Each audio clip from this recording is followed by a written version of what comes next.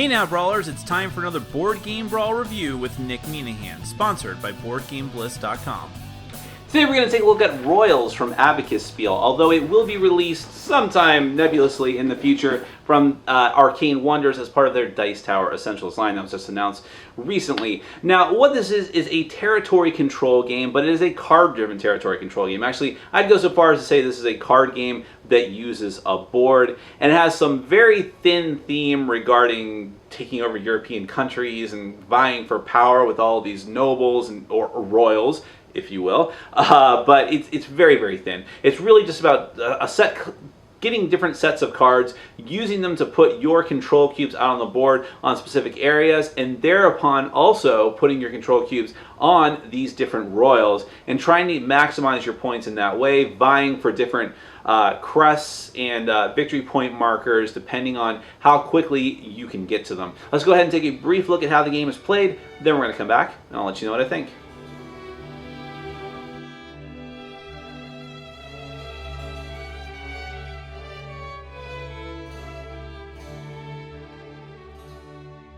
So here's a typical setup for Royals. You have this map of Europe that is filled with victory points tiles. That's what all these little tiles are. There's different types of victory point tiles, and I'll explain how you're going to get those in a little bit. Now over here you have the Royal tiles, the scoring tiles here, ranging all the way from the weak Marshal all the way up to the king himself. You're going to be vying for control of these royals. That's the name of the game. I can't believe it. And these are the victory points that they are potentially worth at the end of the game. Now the thing is, each of these is actually 2 tiles. So at the end of the game, if someone ties for the influence here, the tied players are going to get to split this tile and each get half of the point. So something to keep in mind. Now over here we have the cards that you'll be using in the game, the set collection aspect of this game, in order to get influence in on the map of Europe and also over the royals as well. You're always going to have 3 face up in the display, and you'll have the rest of the deck here. I'll explain how that's all going to work. You then have intrigue cards, which are what's going to let you potentially, there we go, potentially, well, for lack of a better word, invade someone else's territory. If you're trying to oust someone's influence cubes, you would need intrigue cards in order to do it. I'll also explain that. And then every player is going to have a stock of influence cubes of their color. If you're playing with 2 players, there's, I think, black and white are the cubes you need to use because there's actually going to be more of those. So let me explain how a typical turn in Royals is going to work. First off, in the first round of the game, players are going to draw a number of cards depending on, first off, the number of players that there are, and also what your turn order is. If you're farther back in turn order, you get to draw more cards. But from then on, you're always going to draw exactly 3 cards, and you must do this. This is not optional, which you wouldn't want to not do it anyways. But you have 2 different options of what you can do, and well, technically 3 different options. So first off, you can draw any of your 3 cards from the face-up display, and or you can draw them from the top of the deck. You can mix and match, so those are your 2 options,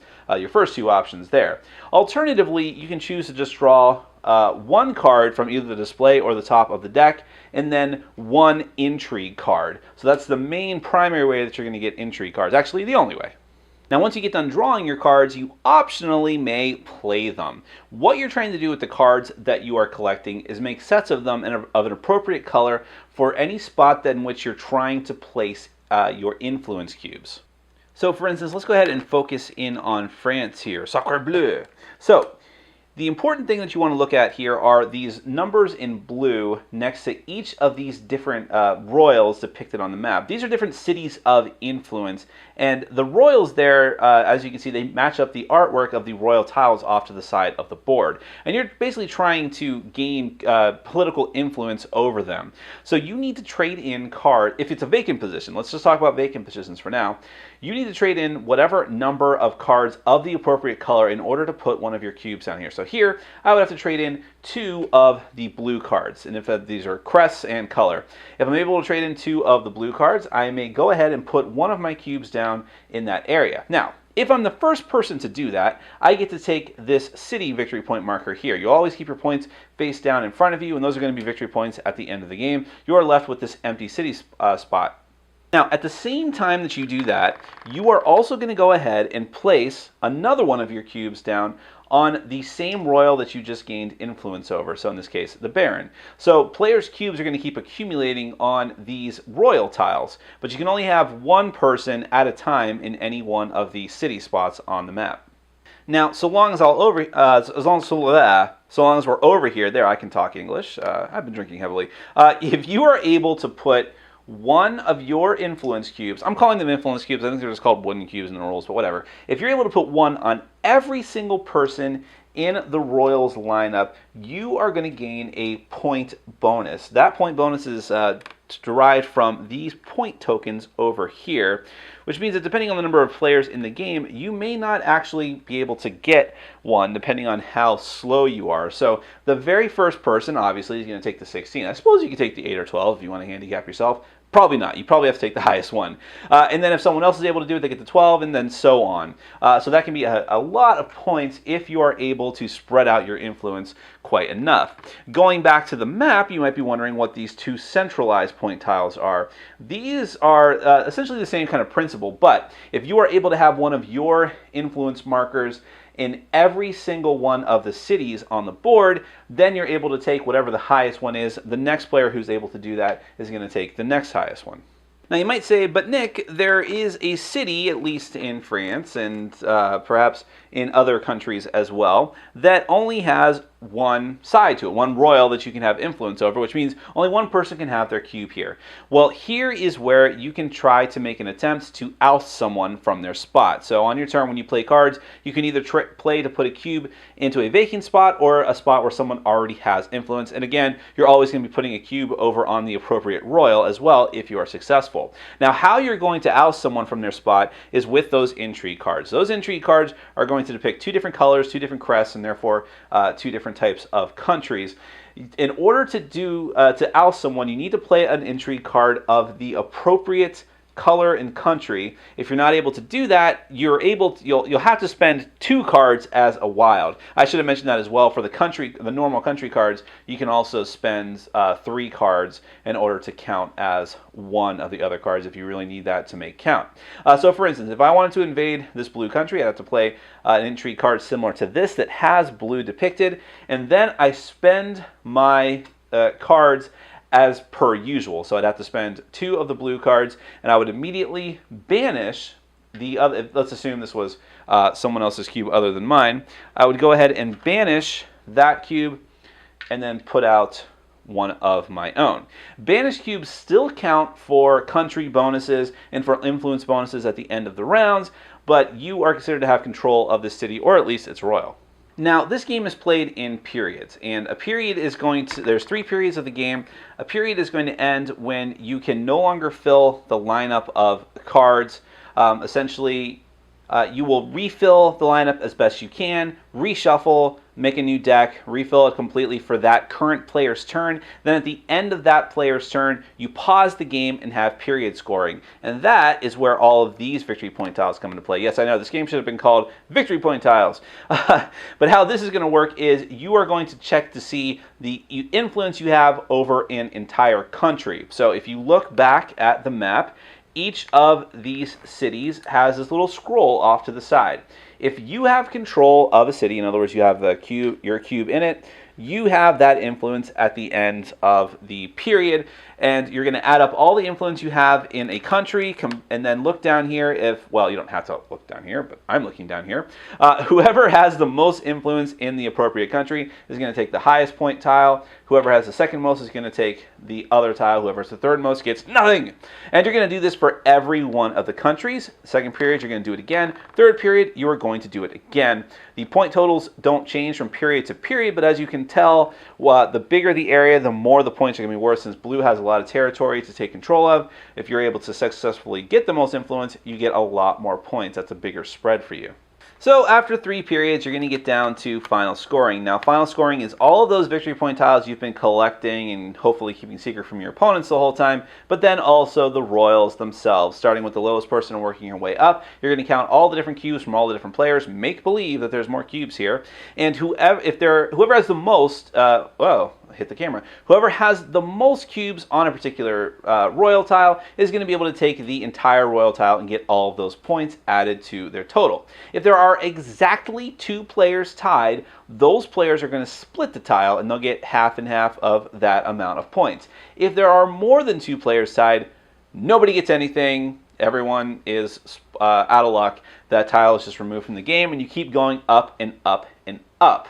Now, when you get to the final point scoring, and actually throughout most of the game, if there's ever like a weird tie that you can't resolve, and in this case, if the final score, if there's going to be more than one person that is tied, whoever has the highest amount of influence or complete influence over the highest ranking royal, which in this case would be the king, princess, and so on, is going to break that tie. That is a quick and dirty explanation of royals. Let's go ahead and get to my final thoughts. I already mentioned in my intro that the theme of royals is very thin and really not worth your time even talking about or considering. That is definitely not the reason to get this game. You may consider a reason to get this game the artwork, which is phenomenal. It's from Michael Menzel, which I don't think he produces bad artwork or even knows how. It's simply not in his DNA. So the board looks great. The artwork on the nobles looks great. Yes, it's sort of contributes to the whole stodgy European dude in Euro games, but still it looks great. The whole presentation from the box and everything just gives it a very, very pleasing look. So it's clearly got that Euro game just oozing out of it, but at the same time, it's nice. I mean, it's something that's very appealing and it's going to sort of draw people's attention, especially when you see it all laid out on the table with the nice cards and everything like that. And it makes you overlook the fact that it's still just a ton of cubes out on a board. But aside from that, mechanically speaking, this is a very, very solid card game. It is a card game. Make no mistake about that. Yes, you are going for the area control. You're putting all these different cubes out and it's just back and forth and trying to match or beat someone on the different royals. There is all of that going on, and in a way it almost makes me feel like Trains, where Trains is a deck building game, but it's all card driven and you're simply putting your cubes out representing tracks, trying to get points, and it's sort of a back and forth for dominance in different areas, stacking up points. Royals gave me that same kind of feel where everything I was doing was based on how I was manipulating my cards. And guess what? I really, really love that. So this worked really, really well for me. I appreciate the different types of methods you can use for getting cards, either taking them from the lineup or from the top of the deck. This is kind of the Ticket to Ride type thing, but I think it works much better here. I don't like Ticket to Ride. And I also like the fact that you need to have intrigue cards in order to try and dominate someone else and kick them out of one of their spots. That interesting back and forth is a whole other thing. And I mean, it's possible that you're not going to get the intrigue card that you need, when you need it. But when you do, it's great and you can make a fantastic play for power. It's also a bit of a racing game in a sense because you have these victory point tokens that are limited stock. You have to race to get them, especially the ones where you're trying to dominate all of the different nobles or have at least one cube on all of them. That can be a huge amount of points if you can get it, but everyone's clamoring for the same thing. But you have so many different things that you can clamor for. So it feels like a very tense game because you're trying to do so many things. You're trying to have dominance of one particular country. You're trying to, spread out your dominance over different countries and different royals. What do you focus on? You can't focus on everything. You have to try your best with the cards that are given to you. So while it can feel a little bit stressful and can feel a little bit tense, in the end of it, you have what you have.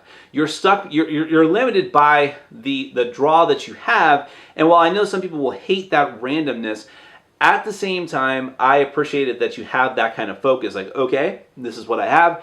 How do I make the most use of it? Do I, just keep drawing cards and sort of not even worrying about this, but knowing that that's going to cost me a lot of very valuable time, whereas my opponents might be getting ahead of me quite a bit. That's the kind of sacrifices and back and forth you have to make. When do you make your move, with what and where? And at the same time, it is just a relatively simple card game. I think that I don't even know that I would call this medium weight. It felt pretty lightweight to me, maybe medium light. I hate these scales, but my point being that this is going to be very accessible to a lot of people. If you drag someone into the hobby playing something like, I don't know, maybe Ticket to Ride. I don't really like these games, but Ticket to Ride, Settlers of Catan, whatever. This would be the next step. I really believe that, because it's got just enough teeth to it and edge to it, but it is not overly complicated, and it's relatively fast. I think that if everyone knows what they're doing, even if you're playing with a full complement of players, an hour and 90 minutes is not unreasonable, and I think that's a perfect frame of time for this game. It goes by very, very quickly. Turns go by quickly. You feel engaged the whole time, even though there's not a ton of interaction. When there is, when you're like sitting there gnashing your teeth, hoping someone doesn't make a play to kick you out of your space, it's something really enjoyable. So I think this is a really fun game, a really surprisingly great game. Like I said, you can get it pretty easily now. It will be available. You can get it from my sponsor, actually, Board Game Bliss. They have it in and out of stock, I believe. That's where I got it from. But it will be available from the Dice Tower Essentials line, like an official North American release. I don't know what they're changing. It's a bit odd that this is one of the games that they're bringing out, since it was so readily available and it didn't seem like it needed any kind of upgrade, certainly not in the artwork and components. But nevertheless, if it becomes a little more widely available, that can't be a bad thing. So that is Broils from Abacus Spiel, soon to be Arcane Wonders. Highly recommend it. Thanks for watching. Follow us on Facebook, Twitter, and Patreon. And make sure to check out our sponsor, Board Game Bliss, where you can find an amazing selection of games from around the world. BoardGameBliss.com. Thanks for your support.